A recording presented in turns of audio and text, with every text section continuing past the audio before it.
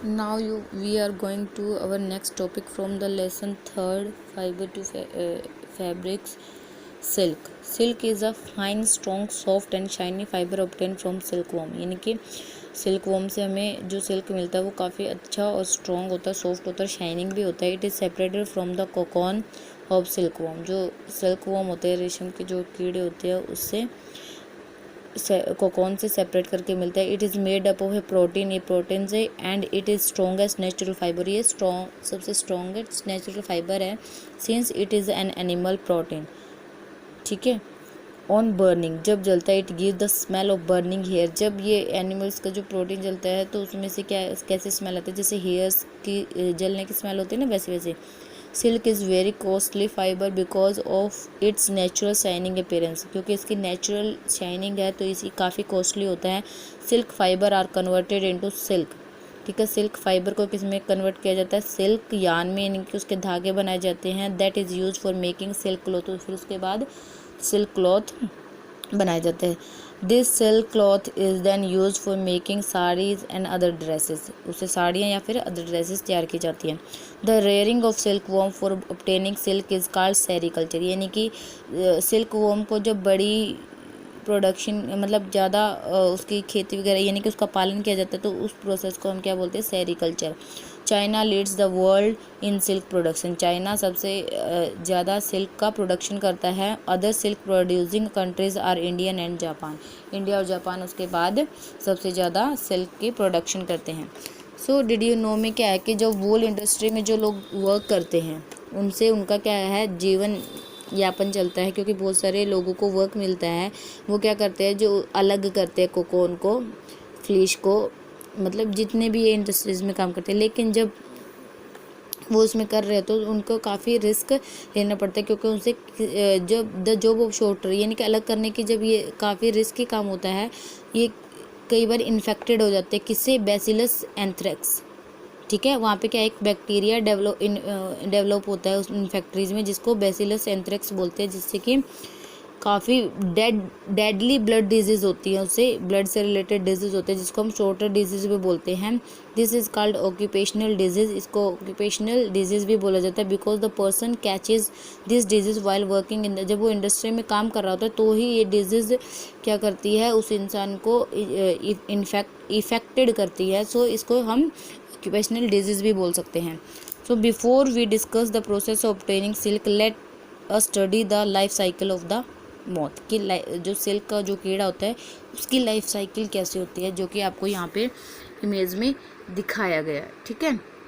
कैसे कैसे होता है, जैसे पहले वो एग्स होते हैं बहुत सारी. मॉथ, मलबेरी, जो शहतूत का जो पेड़ होता है उस पर ऐसे ऐसे एग्स बनते हैं. फिर वो एग्स लार्वा बनता है, यानी कि वो बड़ा होना स्टार्ट होता है, विकसित होना स्टार्ट हो जाता है. फिर उसमें से जो प्यूपा निकलता है, उसके ये इनमें से प्यूपा निकलता है, और प्यूपा को फिर अडल्ट सिल्क मॉथ बनता है. ठीक है. सिल्क मॉथ को एमर्जेज आउट ऑफ कोटोन. फिर कोकोन में से उसको अलग किया जाता है. ठीक है. This like that cocoon. ये ठीक है. ये प्रोसेस हमें क्या करनी है, रीड आउट करें. The female silk moth lays pale yellow eggs on the leaves of a tree. जो फीमेल सिल्क मोथ होता है, यानी कि जो सिल्क का जो कीड़ा होता है, उसको येलो कलर के एग्स करता है, सच एज मलबेरी ट्रीज पे, यानी कि शहतूत के पेड़ पे. The वोम like larva called caterpillar. इसको हम कैटरपिलर और सिल्क वोम भी बोलते हैं. हैच, यानी कि जब वो अपने एग्स को सेता है अबाउट 2 वीक्स, 2 हफ्ते में. The silk worm feed on the leaves of mulberry trees and grow bigger in size.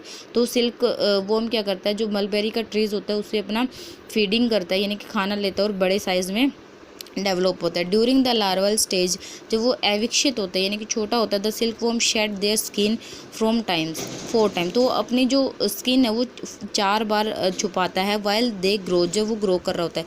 Silk is formed in liquid. जो सिल्क होता है वो लिक्विड फॉर्म में हमें मिलता है फ्रॉम द 2 ग्लैंड्स. जो 2 ग्लैंड्स होते हैं किसके, सिल्क वॉर्म की, यानी कि रेशम के कीड़े के हेड में जो 2 ग्लैंड्स होती है उसमें से वो लिक्विड फॉर्म में हमें प्रोवाइड होता है. Now the silk worm is ready to enter the next stage. उसके बाद वो नेक्स्ट स्टेज पर जाता है इन डेवलपमेंट, कॉल्ड, इसको प्यूपा बोलते हैं. ठीक है. Each silk worm begins shining and cocoon by moving its head in the same pattern as the number of 8। जैसे कि ये नंबर 8 की तरह बना हुआ ना, ऐसे ऐसे ऐसे, तो ऐसे वो क्या करता है, मूव करता है। During this moment of head the silk warm स्क्रीट silk is, तो लिक्विड फॉर्म में वो क्या स्क्रीट करता है, क्या निकालता है, सिल्क निकालता है। ठीक है, उसके जो टीनी पोर्स होते हैं ओपन करके उनमें से, हेड में से liquid silk solidified on contact with the air and become silk fibre. और जब एयर के कॉन्टैक्ट में आता है वो लिक्विड तो क्या है, सिल्क फाइबर बनता है विद इन 2 और 3 डेज में। The silk worm cover its self completely with silk fiber. जो सिल्क वॉर्म है तो किससे कन्वर्ट हो जाता है, बिल्कुल सिल्क फाइबर से।